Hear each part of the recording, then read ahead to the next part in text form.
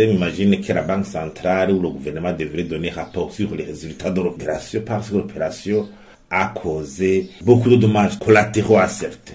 Imaginez parce que la thésaurisation et le fait de ne pas avoir un compte en banque n'étant pas prohibé par la loi, il y a des gens qui avaient thésaurisé de façon innocemment.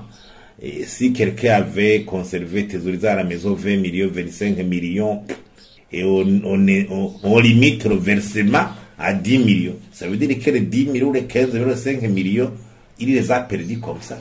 Ça veut dire qu'il y a un coût énorme.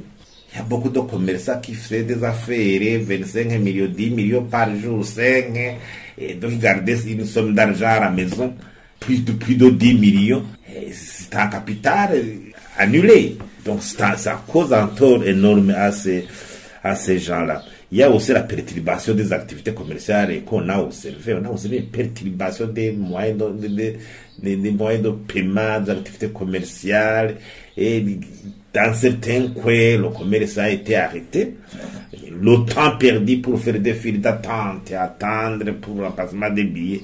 En tout cas, cette semaine, vraiment, c'était une semaine stressante pour beaucoup d'opérateurs économiques et pour beaucoup même de citoyens burundais. Donc, c'est un coût. Et sans oublier le coût des billets commandés. Ce sont des dollars qui ont été transférés à l'étranger pour commander ces nouveaux billets, alors que les autres qui ont été remplacés étaient des billets encore solides, encore commodes. J'imagine qu'il y a un coût quand même que le pays supporte. Il faut voir si les résultats, les retombées posées dans cette opération vraiment valent le coup. Parce que on peut s'imaginer ce que ceux qui ont détourné les deniers publics soupçonnés, est-ce qu'on les a identifiés? Quel est vraiment le résultat de l'opération?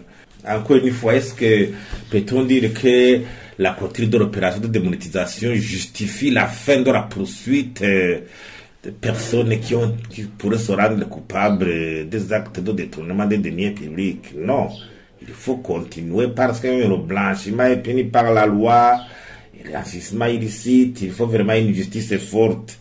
Il faut des moyens forts pour vraiment pour frapper fort contre ces détournés. Et encore une fois, les pratiques de déclaration des biens. Pourquoi la déclaration des biens n'est pas systématisée au sein de l'administration, au sein des fonctionnaires, dont la loi l'exige, de par la Constitution ou la loi anticorruption. Il y a aussi même des dossiers où les indices de culpabilité sont vraiment réels et évidents, notamment le dossier de gestion des devises très récemment critiqué par le président de la République. Il y a le dossier mandat. Il y a vraiment des dossiers où les indices sont sérieux, les indices de culpabilité sont sérieux pour appréhender les gens qui se seraient rendus coupables de ces actes ignominieux. Et j'imagine qu'il faut passer à la vitesse supérieure. Et surtout montrer comment quelle stratégie va-t-on prendre pour que ces histoires de thésaurisation ne soient plus une pratique généralisée au Burundi.